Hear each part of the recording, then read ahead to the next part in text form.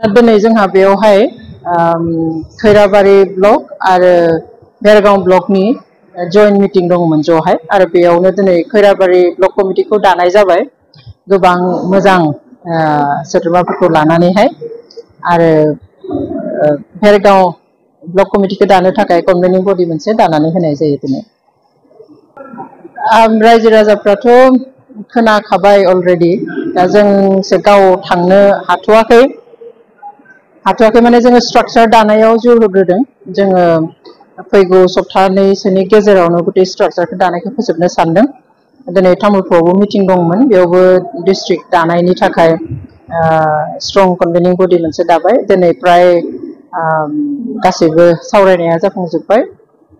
बेबादिनो दाब दाब जायगायाव डिस्ट्रिक्ट ब्लक आरो प्राइमारि कमिटिफोरखौ दानाया फोजोबजोबोब्ला जोङो थोंजोङै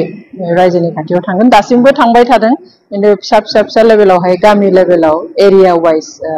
गावबा गाव डिस्ट्रिक्टनि मानसिफ्रा हाबगासिनो दङ आरो आसा खालामो रायजो राजाया मदद होगोन